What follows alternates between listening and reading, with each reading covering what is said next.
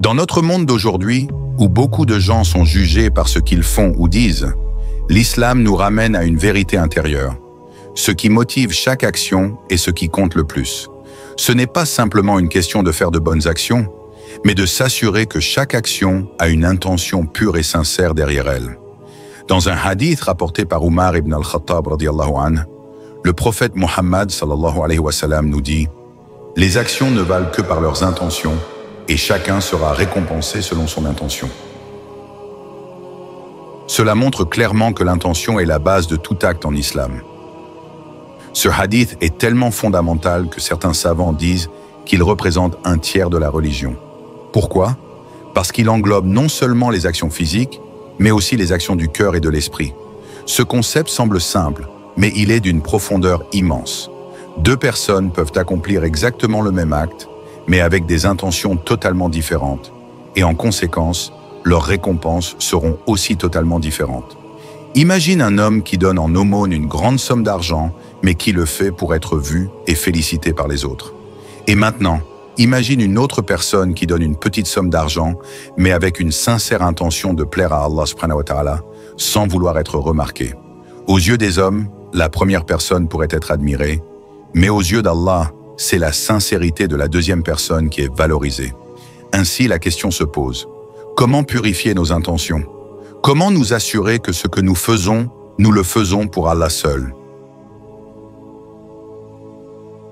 L'intention en arabe se dit niya, et elle représente cette conscience intérieure qui oriente chaque acte. C'est une chose subtile, presque imperceptible aux yeux des autres, mais d'une immense importance aux yeux d'Allah. D'ailleurs, l'une des plus grandes beautés de l'islam est cette emphase sur ce qui est invisible, sur l'état du cœur.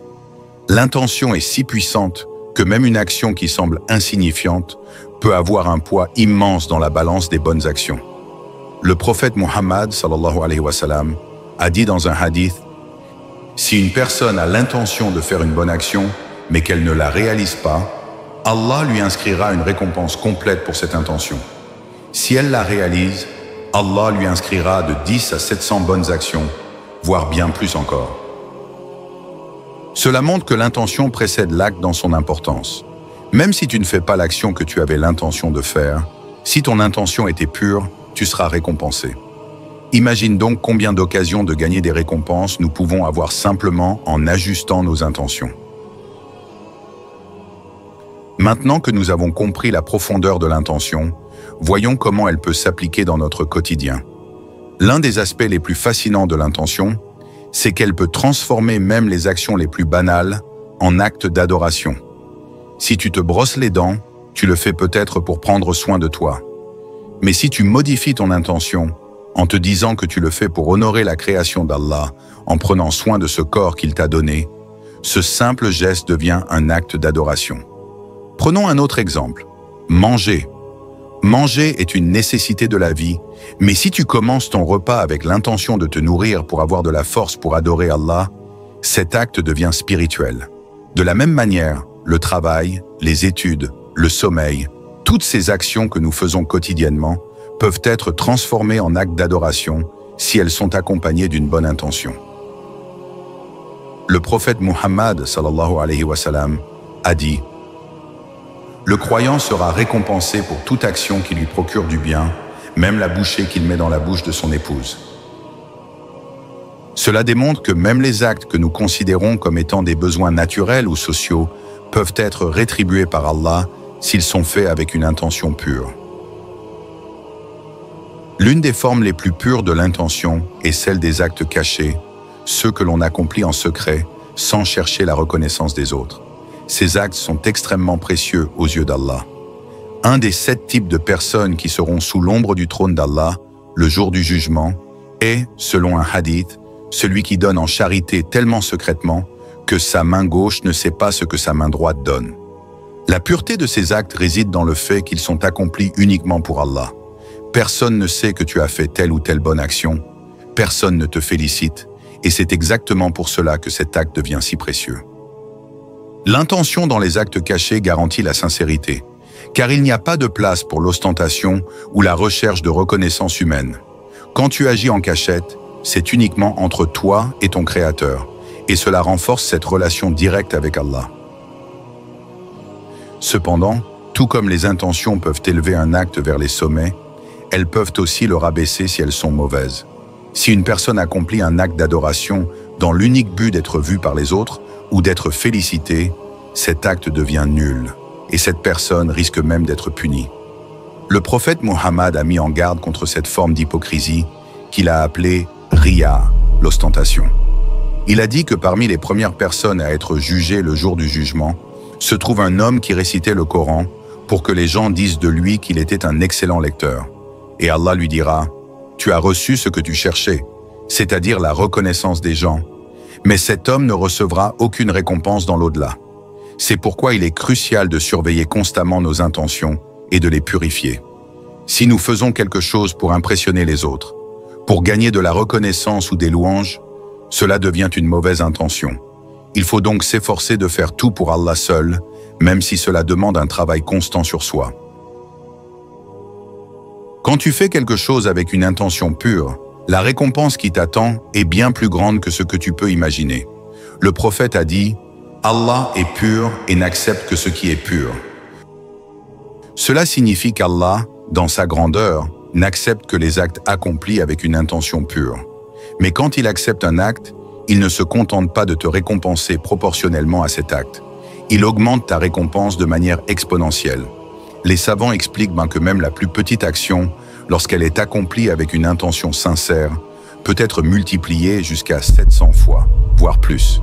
C'est un rappel que la sincérité de l'intention est bien plus importante que la taille ou la grandeur de l'acte lui-même. Comment rectifier son intention? Cela soulève une question essentielle. Nous sommes humains, et il est normal que nos intentions fluctuent. Il est facile de tomber dans le piège de l'ostentation ou de chercher l'approbation des autres, même inconsciemment. La première chose à faire est d'être conscient de nos intentions. Avant d'accomplir un acte, il est utile de prendre un moment pour réfléchir. Pourquoi est-ce que je fais cela? Est-ce vraiment pour Allah ou est-ce que je cherche quelque chose d'autre? Ensuite, il est crucial de demander régulièrement à Allah de nous purifier. Le prophète lui-même demandait à Allah « Ô toi qui retournes les cœurs, affermis mon cœur dans ta religion. » Cela montre que même le cœur du prophète pouvait fluctuer et qu'il demandait à Allah de maintenir son intention pure. Nous devons donc aussi faire des duas pour demander à Allah de purifier nos intentions et de nous garder sincères dans nos actions. Un autre point fascinant à propos de l'intention en islam est qu'elle commence avant même que l'action ne soit accomplie.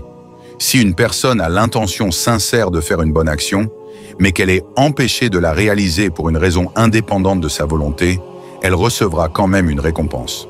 Le prophète Muhammad sallallahu alayhi wa sallam a dit « Lorsque quelqu'un est malade ou en voyage, ses actions sont comptées comme s'il les faisait lorsqu'il était résident et en bonne santé. » Cela signifie que si, en temps normal, tu pries régulièrement ou fais des bonnes œuvres et que tu es empêché de le faire en raison de circonstances extérieures, Allah continuera à te récompenser comme si tu accomplissais ces actions. Ainsi, une intention pure a un pouvoir immense, même lorsqu'elle ne se traduit pas par un acte concret. Un des endroits où l'intention joue un rôle particulièrement important est dans la prière. La prière en islam n'est pas juste un enchaînement de mouvements, elle est avant tout un acte de connexion avec Allah. Avant de commencer à prier, il est impératif d'avoir l'intention dans son cœur de prier pour Allah seul. L'intention dans la prière, c'est ce qui transforme ce moment en un acte spirituel. Dans la prière, chaque geste, chaque parole, chaque posture doit être orientée vers Allah. Sans l'intention sincère, même les mouvements les plus parfaits perdent leur sens. Dès que tu te tiens pour prier, l'intention doit être présente dans ton cœur. Tu pries pour Allah, dans la soumission et l'humilité. C'est cet état d'esprit qui fait de la prière un acte d'adoration, une rencontre intime entre toi et ton Créateur. La prière commence avec le takbir al-ihram, le fait de dire Allahu Akbar. Ce simple geste de lever les mains et de dire la grandeur d'Allah est déjà un signe de détachement des distractions du monde. Lorsque tu lèves les mains, tu mets derrière toi tout ce qui t'éloigne d'Allah et tu diriges ton attention uniquement vers lui. Le prophète Muhammad sallallahu alayhi wa sallam a dit L'un des premiers actes à être jugé par Allah au jour du jugement sera la prière. Si elle est correcte, alors tout le reste sera correct, mais si elle est corrompue, tout le reste sera corrompu. Et qu'est-ce qui fait que la prière est correcte? C'est l'intention pure avec laquelle elle est accomplie. Prier pour que les autres te voient prier ou pour paraître pieux annule les bienfaits spirituels de cet acte. Il ne reste alors que des mouvements vides. L'intention est donc ce qui transforme la prière en une clé qui ouvre les portes de la miséricorde divine.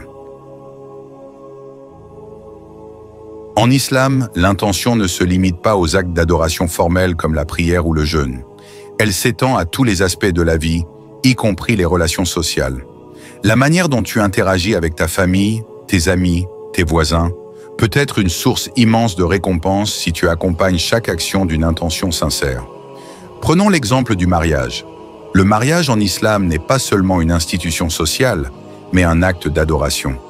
Si l'intention d'un mari ou d'une épouse est de se rapprocher d'Allah en prenant soin l'un de l'autre, en étant juste et patient, alors chaque acte quotidien dans le mariage devient une source de récompense. Même des choses simples, comme préparer un repas ou offrir un mot d'encouragement, peuvent être élevées au rang d'actes d'adoration. Le prophète Muhammad sallallahu alayhi wa sallam a dit « Le meilleur parmi vous est celui qui est le meilleur envers sa famille, et je suis le meilleur d'entre vous envers ma famille. » Le mariage avec la bonne intention devient une manière de se rapprocher d'Allah et de suivre l'exemple du prophète. Il en va de même pour l'amitié et les relations sociales en général. Si dans tes interactions, ton intention est de plaire à Allah en étant bienveillant, patient et honnête, tu transformes chaque moment en un acte d'adoration. L'un des aspects les plus beaux de l'intention en islam réside dans la charité. Donner aux autres, que ce soit de l'argent, du temps ou de l'aide, est une grande source de bénédiction.